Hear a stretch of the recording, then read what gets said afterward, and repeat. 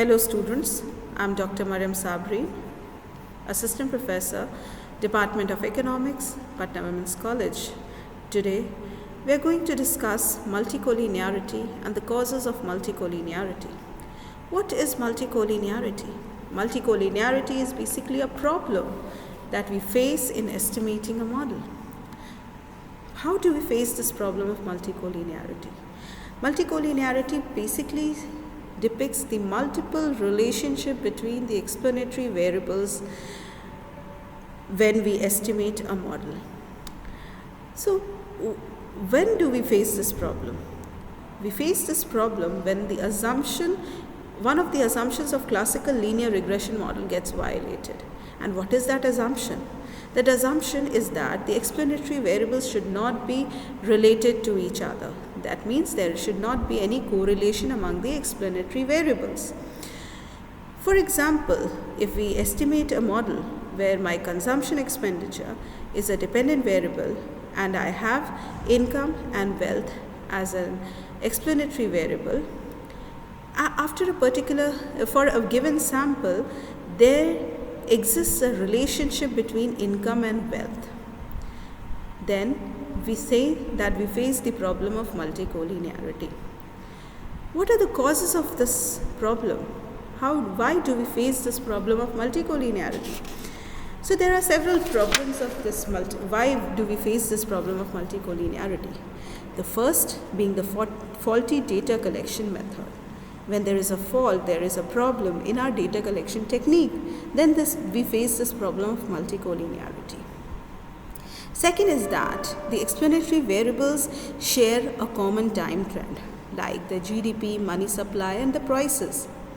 The third being lagged values of the same variable are included as the explanatory variables, like the wheat under cultivation on the current and the past prices. Fourth is that cross-sectional regression face this problem of high intercorrelation. Fifth, faulty model specification, where we misspecify, either we take the variables that are not important and we include those variables in the model. Then we have overdetermined model, wherein the number of explanatory variables exceed the number of observations. In that case also, we may face this problem of multicollinearity. Then the last one being the use of sample surveys. Generally in data collection method, we use sample surveys. We don't go for census surveys. And in sample, there might be a situation that for a particular sample that we have collected, if we have not selected our sample in a proper manner, then that would create a problem in the sample that we have collected. And there may be a situation that for a population, if there exists no multicollinearity, but for that sample that we have collected, there might exist some kind of relationship. Like I have given you the example of consumption being dependent on income and wealth. For a particular sample, there might be a situation that the income and wealth might be correlated with each other. But for a population as a whole, income and wealth might not be correlated. So in that case, we need to select our sample in such a way that either a person with higher income having lower wealth or lower income having higher wealth. In that case, we might solve this, or we might prevent ourselves from getting into the problem of multicollinearity. In this situation, we can see multicollinearity in two lenses. One is perfect multicollinearity and the second one is not perfect but high multicollinearity. If there is perfect multicollinearity, that means the correlation between the explanatory variable is 1, then in that case our model cannot be specified.